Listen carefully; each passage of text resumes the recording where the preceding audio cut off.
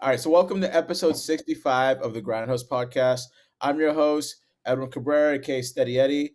On my other screen is my co-host, John Lee, aka JDM John. Hey, what's up, guys? Live from Miami. We out here. You know, good to be back. Nice. And, on the other screen is my co-host, Chris Martin, aka Critta.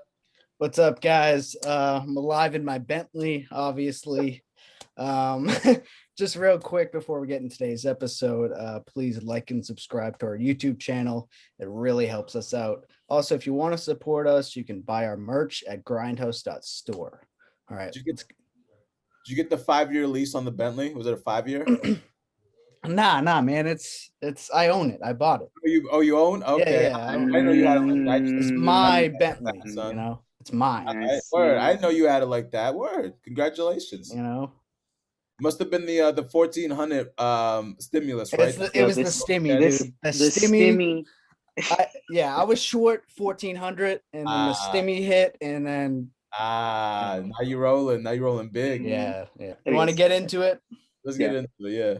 All right. So let's talk about a project that me and Edwin have going on. It's a little side gig from Grindhouse. So we're doing a mural project. It's going to be called Lynn Hip Hop Wall of Fame. It's pretty much Edwin's brainchild, so I will hand it off to Edwin to explain what this is. Yeah, so I have awesome news. This actually is something we've been working on, Krita, me, Michael Agahawa, and Justice Bourne. Over the last summer, we got together and we formed this committee between the four of us to work on a mural that would celebrate Lynn hip hop. And we've gathered a proposal for it. We submitted it. We tried to raise funding for it. And we didn't want to share this news out until we knew for sure that we could pull this off. And thanks to the Lake Cultural Council, we were able to make that happen. So they were actually gracious enough to pick our mural project, the Lynn Hip Hop Wall of Fame mural, as a project that they would fund $6,200. And so it is happening. Michael Agahawa will be the muralist for that mural. More details will be coming soon. Essentially, this is going to be the mural that celebrates Lynn hip hop. It's going to be a mural that's going to be interactive with the community. So it's not just going to be like, a one and done kind of mural. It's going to be interactive. People are going to actually be able to vote and choose who's going to be up on that mural. So like I said, more details to come, but it's absolutely happening. We have the funding for it. Thank you, Lynn Cultural Council, for supporting us and sponsoring us and allowing us to actually move forward with this. We're also going to be doing we've been really kind of brainchilding this with just the crew that we have with Justice and you and Michael, and trying to figure out things that we can do to help sort of support that overall concept. So we'll also be doing like events. We got this awesome documentary that we're working on actually, that we're going to use to help people kind of know and understand the scene, the Lynn hip hop scene a little bit more. We actually just did some interviews with the KMF squad. We're going to do interviews soon with a few other people. We did one with for Rec Shop as well.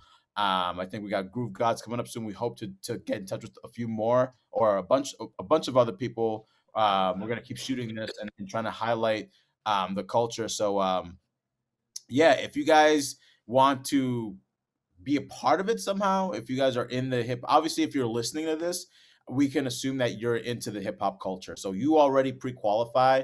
If you were interested in trying to get involved with it somehow, we actually are looking for a subcommittee of people who are knowledgeable on Lynn hip hop on some aspects. You don't have to know like every little thing about Lynn hip hop, but if you know something about Lynn hip hop, what it was 10 years ago, if you know a lot about what's happening now in the Lynn hip hop scene, if you have some knowledge of Lynn hip hop at all, then you might want to tap in with us, because we actually need curators of Lynn hip hop to join us as a subcommittee team, to help us figure out, who we should highlight, what hip hop artists should be looked at, and make sure we're looking through this, analyzing it, and going through it with a fine-tooth comb, so we can identify the people that should be recognized and honored, through a mural like this. So yeah, if hit us up if that sounds interesting to you guys. Obviously, hit us up. My email is edwin@grindhouserecordings.com. We are looking for a subcommittee of curators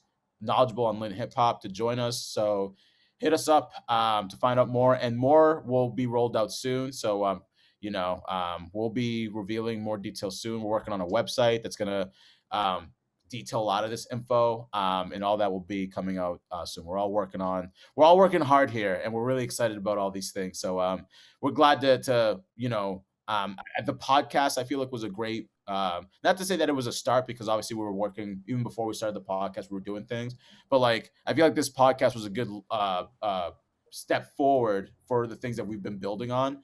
And I'm really, really, really excited about these other things that we've been working on as well. So be on the lookout for all that. Yeah, there's a ton to it.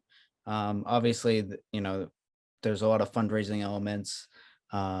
Like you said, events. Also, we want to do a vinyl compilation with a bunch of artists from Lynn. So hopefully, we'll get that going, and people can order that, and we can raise money for this project. But yeah, super pumped on it. So yeah, I just want to take a minute, because I'm an outsider looking in a lot of these things, and just want to really applaud you guys on all the hard work and like just getting to this point. Because like I remember, Ed, when we were just talking on the phone about this, and how like just crazy it sounded, and just like the purpose behind it, and just how it'll bring like Lynn hip hop to surface, but also bring that level of like hip hop element of like competition, and like understanding like who's the best, who's the you could kind of like vote people in. Is that still the same concept here? Yep, exactly. Yeah.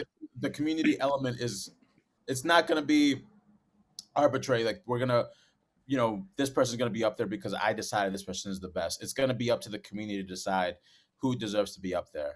And a part of that, the reason we need a subcommittee of people who are like curators of the culture, who know about the culture.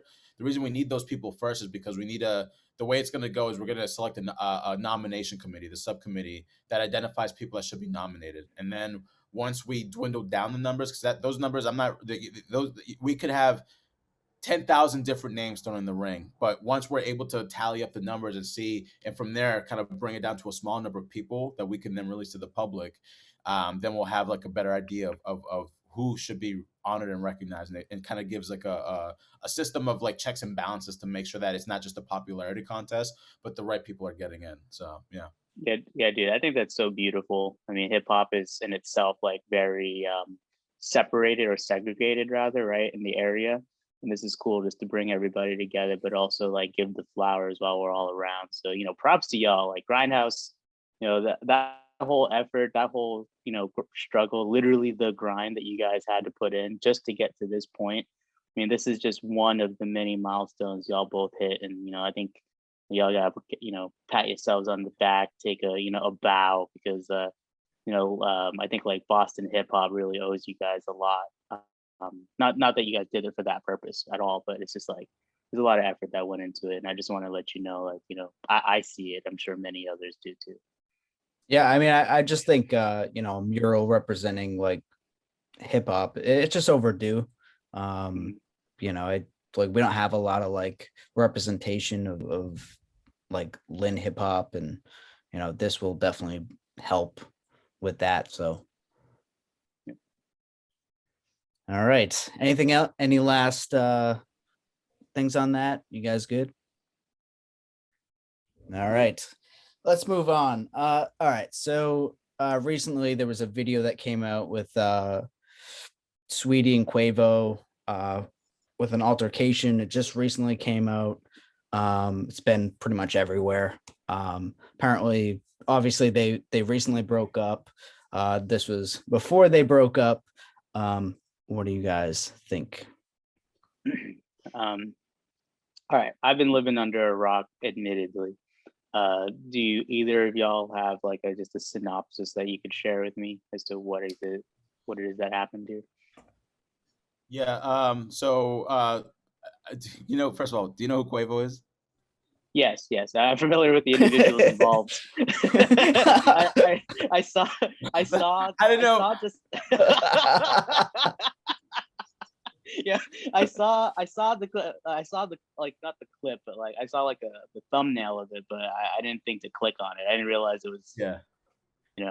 something to watch. But No, it's so just to recap what that video was, and I'm not gonna bother showing it here because I don't really believe in showing like abuse like that. absolutely, Essentially, what it is it's abuse. It's Saweetie clearly trying to get away from Quavo. She's I think trying to leave an elevator, or she's trying to take her stuff out of an elevator, and Quavo walks into frame and he like forcibly pushes her back into the elevator. I think she like falls over, closes the elevator doors and kind of keeps her there from, like kind of like stops her, blocks her way from like slipping away through the doors again. So it's a just a clear like domestic abuse situation. And I don't know if you've been keeping in contact. I don't know if we got to it last week, but what happened with that situation, just to recap, is I think last week or the week before that, Saweetie was on a podcast with Justin LeBoy, and she was kind of like, I think the podcast is pretty like they get raunchy, they talk about raunchy topics, and they were talking about, I think, a threesome or something like that with Saweetie, and it didn't, I guess, on the podcast, I would think everything was pretty smooth, but I think that may have pissed off Quavo on some level, and soon after that, we hear that they broke up, and then soon after that, I think Saweetie was spotted hanging out with some other rapper, I think.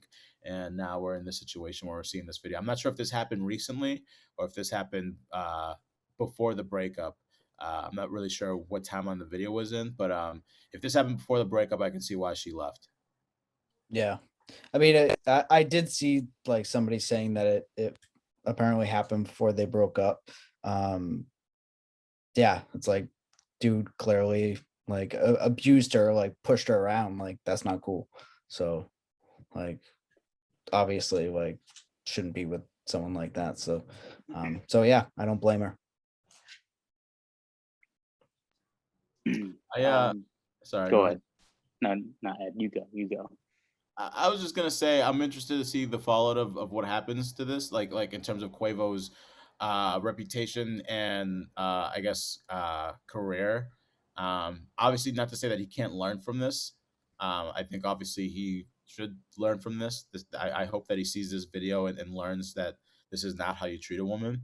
But I am also interested to see, because like I love hip hop for many reasons. One of those reasons is it's a lot more of a forgiving culture. So there's the ability to give people second chances, where this culture, like for example, if you're a convicted felon in American culture, it's like so hard for you to like do a lot of things. Like you're cut off from so many freedoms that this country allegedly gives you. And so like if second chances aren't as like I feel like plentiful as they make it seem to be here, in this country. And I feel like that's one thing that I like about the hip hop culture. The ugly side of that I don't love is sometimes we let people have too much of a pass. We don't check people when they need to be checked sometimes. And I think that in this situation, I hope that he is checked for his behavior, because that's obviously not something we condone. But I think it's something that hip hop has allowed to exist in its culture. Just like homophobia in hip hop is a huge issue. Misogyny obviously is a huge issue. Domestic violence, I think, is one you can also put in that as well. I mean, look at the Tory Lane situation with Megan Thee Stallion, like the way that whole situation went about, the way people talk about that situation, the way people take Tory's side and put down Meg. I'm curious to see with Quavo and Saweetie how this situation what reveals about, I guess, our culture. Yeah, man. I know that hip hop has a lot of those previous things that you already listed out, right? Like just a long history of all that shit, and it really shouldn't be accepted or just looked over. Like this situation with Saweetie and Quavo, like I really don't know everything that's going on, but I gotta say that shit's never cool to like to put your hands on, somebody especially a person who used to or are in a relationship with, since it's such like a a trusting bond between the two, right? Even after a relationship ends or whatever. But it's just shitty. Like I really don't like hearing or knowing or seeing about somebody going through this type of abuse, but it's a reality, right? It's probably happening more frequently than we know of. I don't know what it is that we can do other than to I guess like demasculine that kind of like behavior. The shit's just not cool. I don't know the situation. I'm not saying that a person shouldn't be able to defend themselves in case in the event that like maybe they're also being the abused one, right? Like because that does happen as well. But it's just fucked up. So. All right. I think that's all I have on that. Do you guys have anything else you want to add? Everyone's cool. All right. Let's move on to some podcast news. So obviously we're all fans of the Joe Budden podcast. So recently Rory and Mal have been absent from the podcast. There's no really telling time of like when they'll come back. There's definitely were some problems there within the podcast. So let's talk about it. All right. Let me just start off by saying it's been very hard to live a life of being a Joe Budden fan. And Edwin knows exactly, because I've said this to him many times throughout our lives. I'm not saying that I know what's going on, and I think that there's a lot to still be like unfolded. I think Joe Budden tried to have a couple episodes for transparency and talking about how it's just problems within what they're referring to here as the family, right? Yeah. It's I guess like let me rephrase the problem here, right? So with Joe Budden being just who he is, just being like natural, like I think like for what we know him as, he's kind of a tough person to talk to. Sometimes he's just super hard-headed, really not really listening or wants to listen to your side of the story, right? But you guys have both built something really amazing, such as Grindhouse and all these other like business entities, right? So I guess when we're thinking about how the Joe Budden podcast could possibly be caused by like money, for example, right? Like what are good ways to potentially like get around that issue? Is it communication? Is it making sure the pie is always recognized? Like what would you guys do? I mean, he's saying that it's not money. I found that kind of hard to believe, just because like I think that's probably a factor. Like I don't think it's the main factor, but I think it does play a role in their situation, because I mean Joe went ahead and made his own network. They're obviously like I don't think they're going to be getting a deal anywhere. It doesn't seem like that's what the goal is. So I mean, yeah, I don't know. I think money could definitely play a role, but I also think it's just like the chemistry right now, the vibe.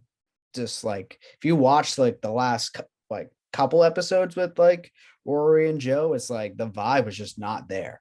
Like they seem like mortal enemies, like those episodes. So I think there's more at play there. But yeah, I think money is also a factor. Mortal enemies might be a bit strong. I mean, they were saying like violent shit, like we're gonna go fight. Like no, there's definitely tension there. Yeah. But there's also an issue with Maul, which has nothing, I believe, nothing to do with the whole Rory and Joe thing. I think the issue with Maul is Joe's abrasiveness.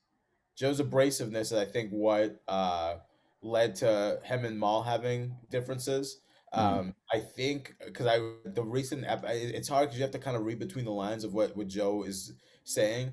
But in the most recent episode, I think he alluded to something, and also Parks alluded to something in the previous to the last one.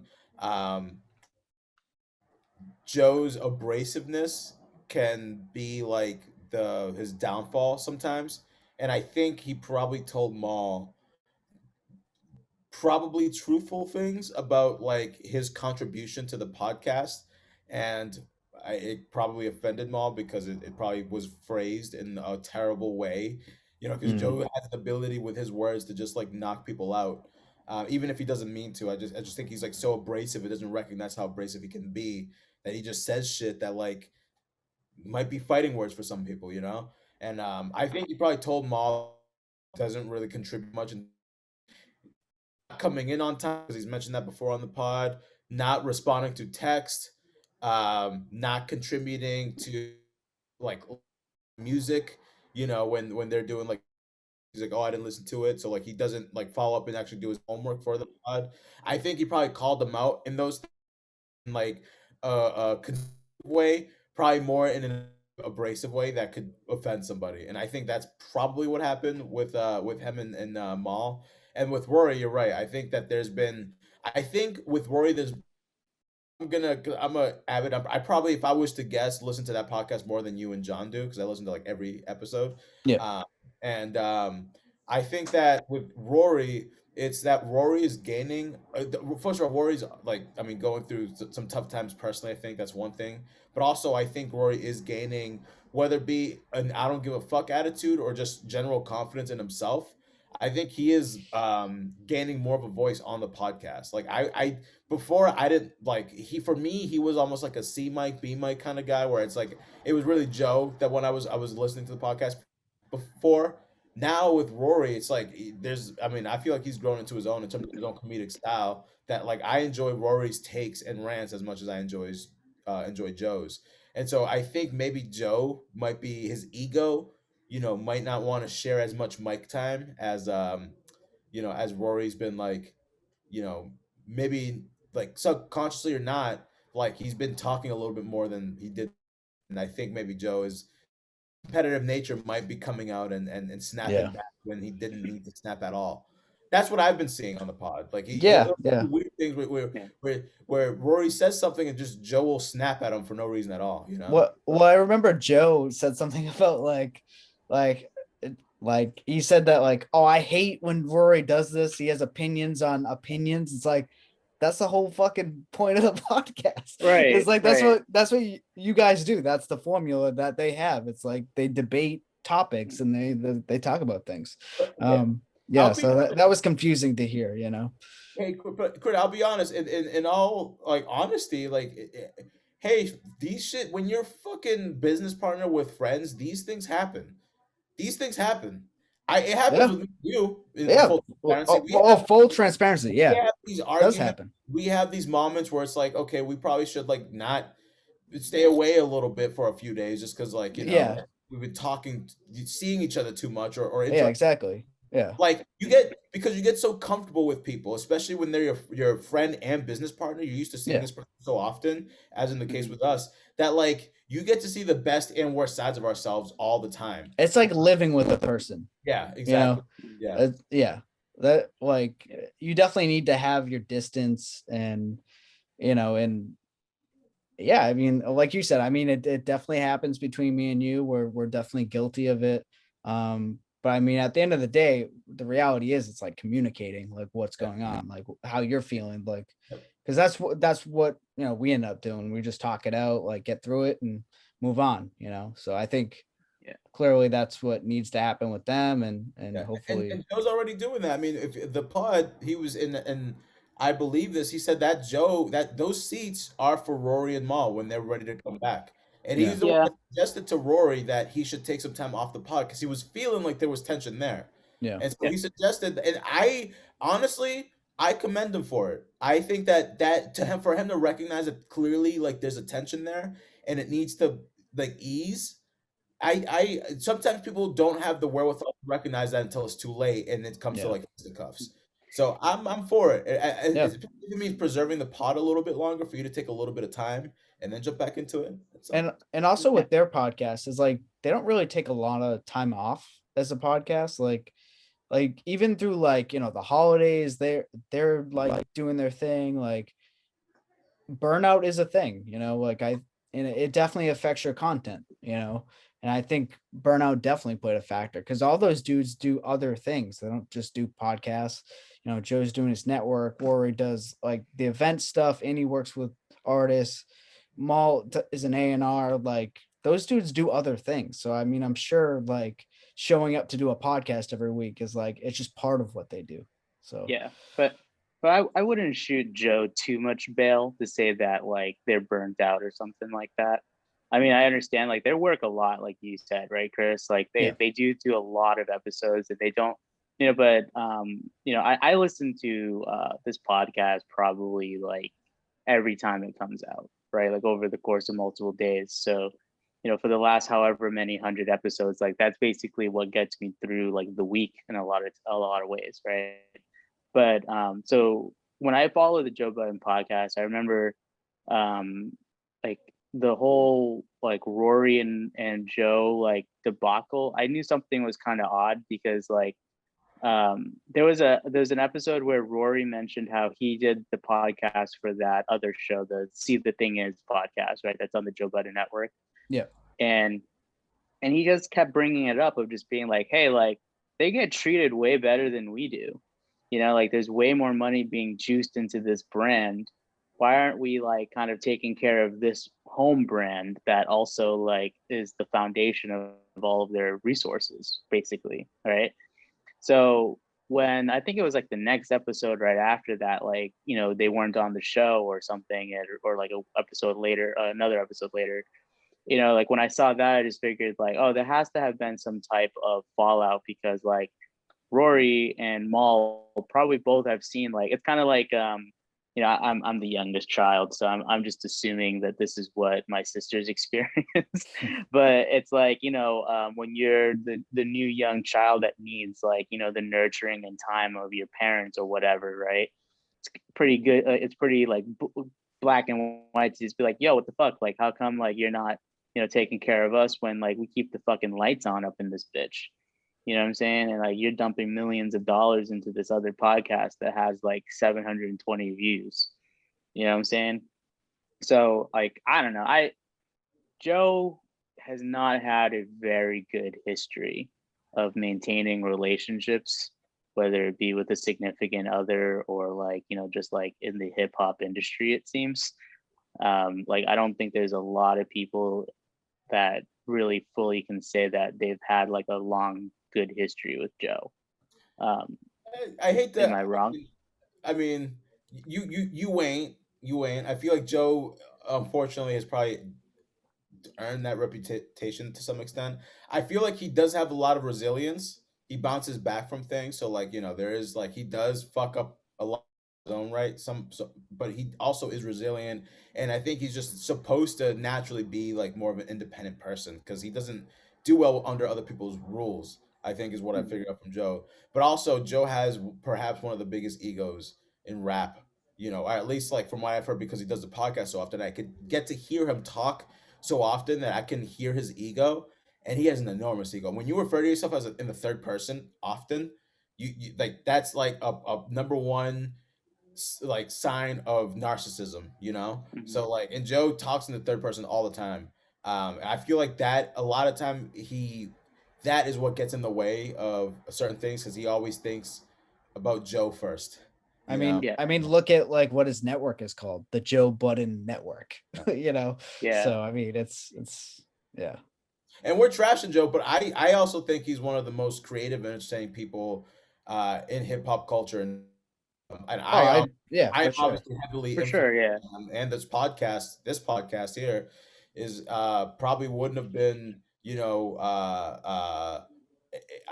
maybe, I mean, I don't know if it wouldn't have never existed, but like this is definitely like inspired by Joe and a lot like what he was able to do with that podcast absolutely inspired us to keep working through what we did here because I mean they went through 100 over 200 episodes before they even got any sort of deal. So it just shows you the power of continuing on even if there's no consistency, fast success. Like it like seeing his proof of success gave us continue going further and to do it because he was able to show that you can exist in this space, not get paid for a very long time, years, and then become a success. And so as much shit as we talk, I think also we got to give Joe his flowers because he's Absolutely. Certainly, Right, yeah, absolutely. 100%. the road for a lot of people.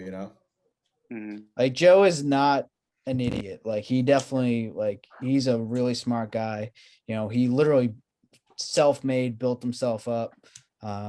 So yeah, I mean, hats off to dude because he just needs to watch that ego. hard.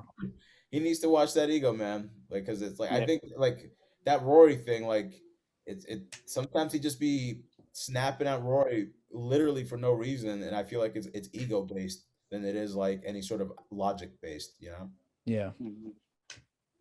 Yeah, I guess like the only thing I want to add left is like it's really tough to build also with like friends, right? Like in that space, like you guys have worked it out to somewhat of a like a system, right? Like like each other's limits. You kind of know how to back off when it comes time to just being like, yo, like this is getting too crazy. Like we're at the end of the day, we are friends versus the problem, not when we need to resolve an issue. Typically, I just like put a gun on the table and that solves it. Yeah, and then we don't even talk. We're just like, and I'm just like, okay. Yeah. I'm kidding. I'm kidding by the way. No gun. No, he's not. No, he's not. Stop. Yeah. The culture council is listening to this. We can't get our grant taken away. The feds show up at your door.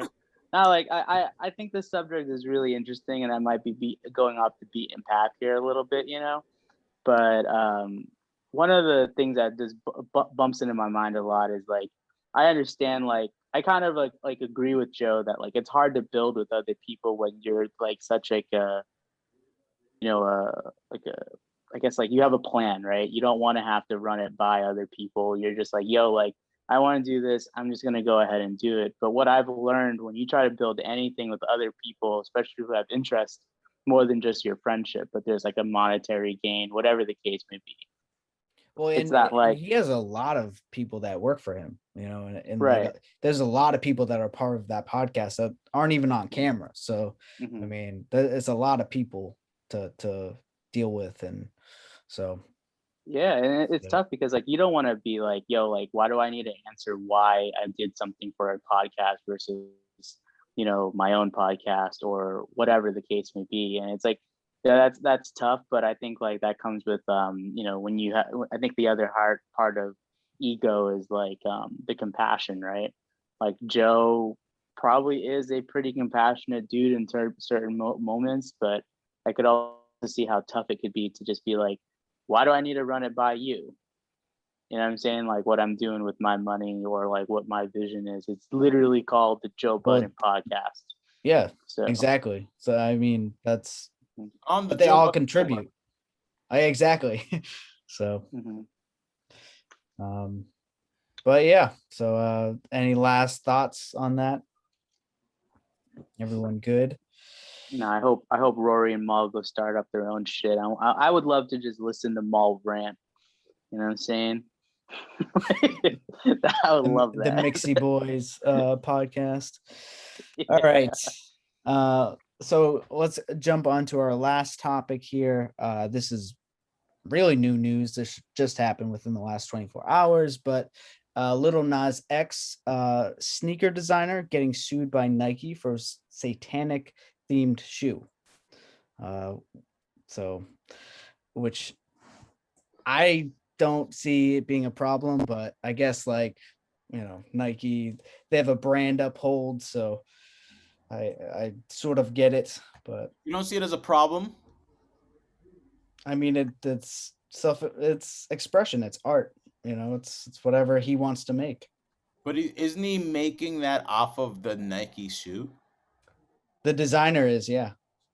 That's the issue. That's what I'm saying. The brand is Nike on the shoe with the devil that the designer designed, not with Nike's permission, but just the design of a Nike shoe. Because artists do that all the time. They design a shoe from a brand, obviously. Yeah. And from what I hear, Nike typically doesn't like sue people for that. But in this case, it's the devil on a shoe with apparently human blood. Like there's like a wait, I didn't hear this part. Yeah, there's it's blood in it. Yeah, it's yeah. Apparently, that's the marketing ploy that they're saying that there's like a piece of human blood in the shoe or something like that. Yo, And sick.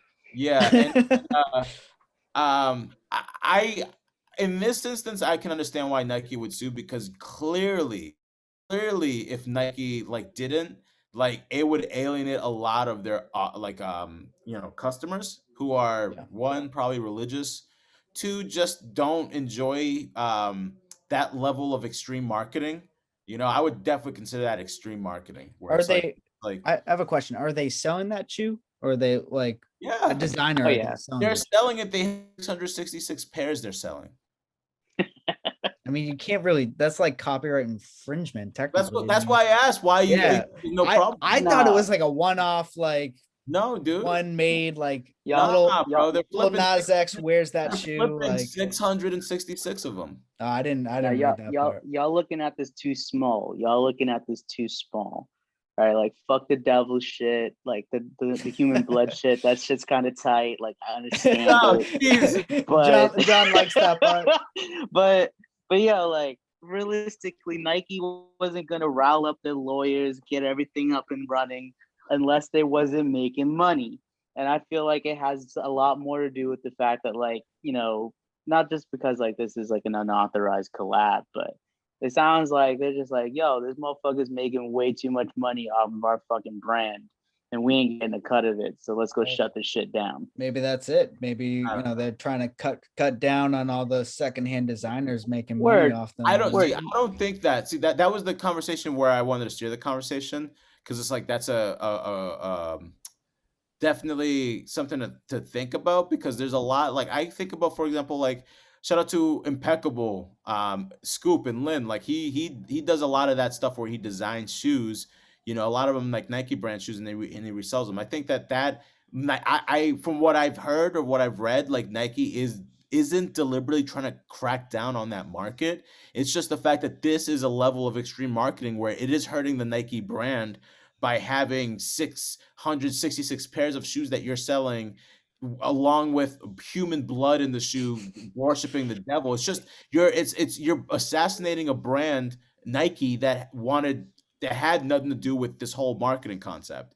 So I would understand in this instance why they would sue, but I don't think that they're doing this whole like they're cracking down on that whole market. It's just this is just way too like destructive for the Nike brand, I would say. Yeah, and like where do you get off like putting human blood in a shoe during a fucking pandemic? That's kind of fly. Like that's kind of fly. Like whose blood was that? You know what I'm saying? Like yo, like no, like, I'm not saying I would rock a sneaker. It kind of sounds like you are though.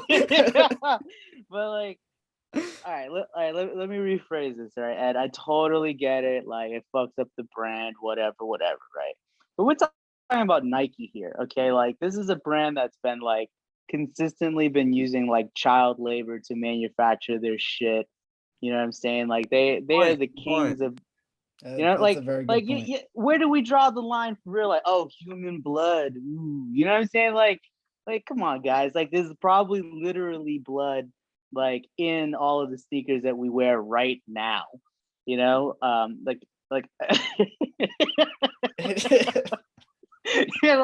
I'm not saying like I agree with it and that like we should continue to use human blood as a piece of design, which is kind of fly, like I said.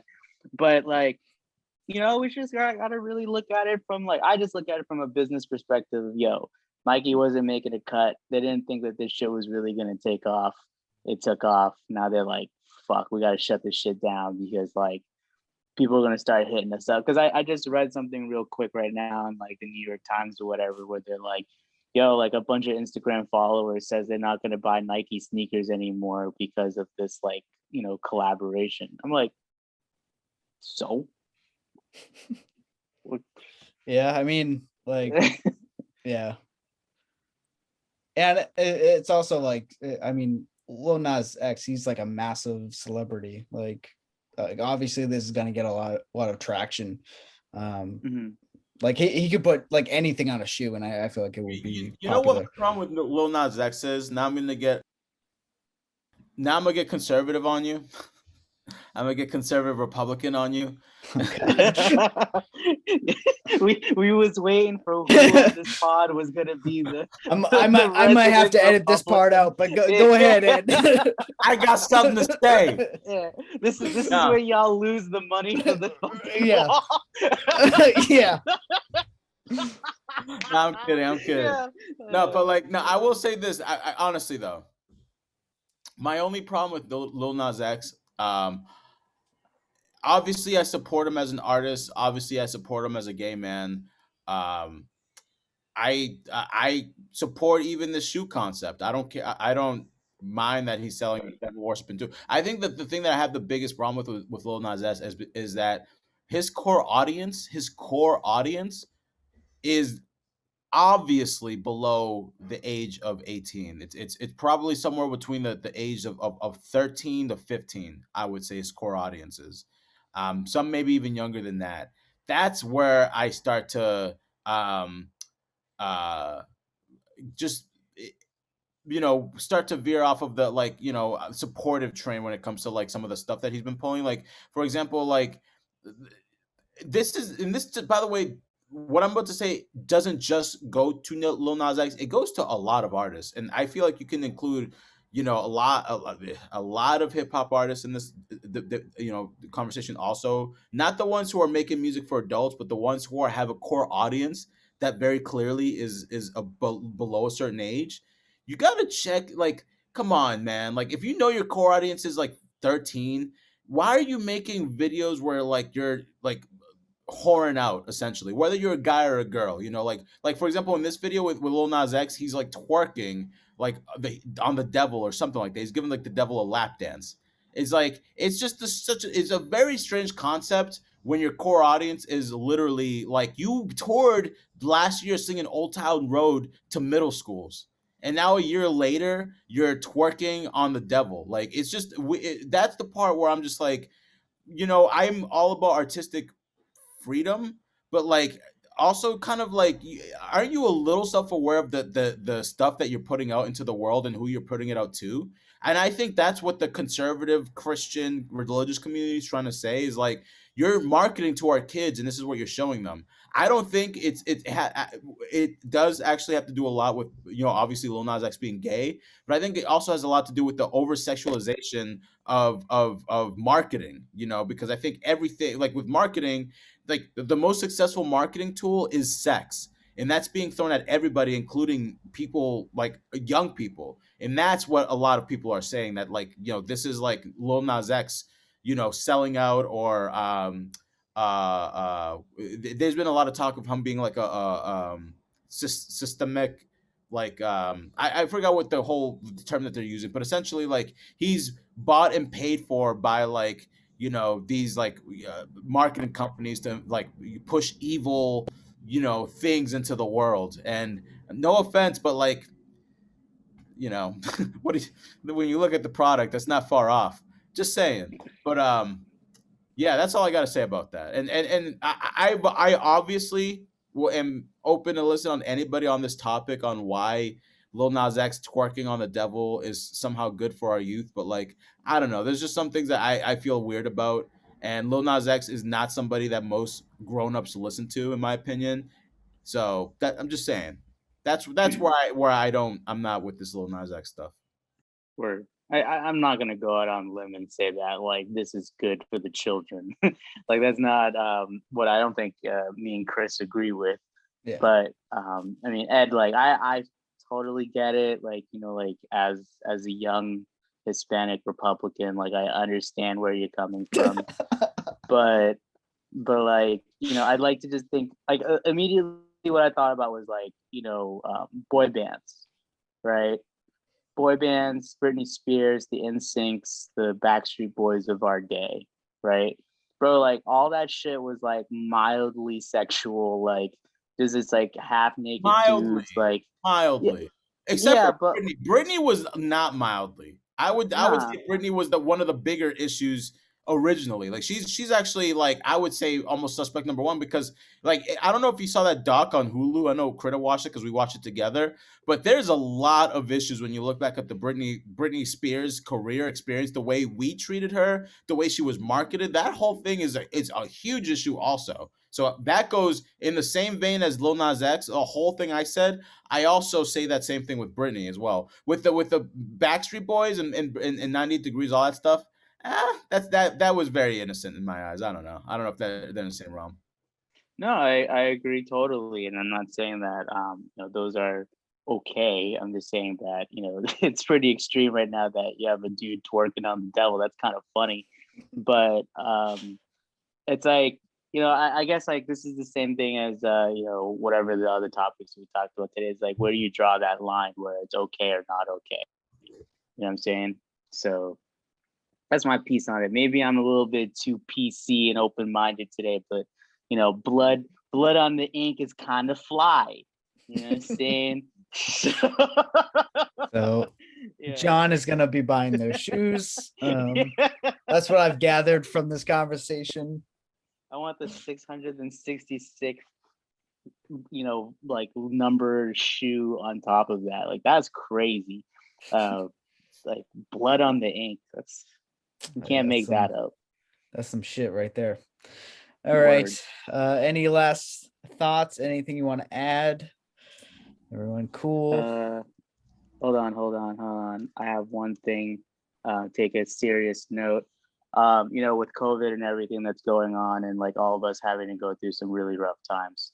With everybody being home, and I know that a home space can't always be totally perfect. I know that in my own life, it's totally different from everybody else's lives out there. And if you need help, if you need somebody to just listen to, and like you're going through some really tough times, like please, reach out to your family, friends, check up on them, make sure that they're good.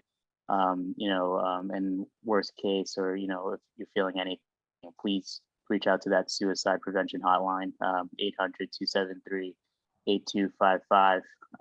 It's pretty rough. Lost a family member recently and stuff like that, and we don't know what was going on, but just reach out. It's a tough time for everybody, and I just don't want anybody to feel like they're alone out there.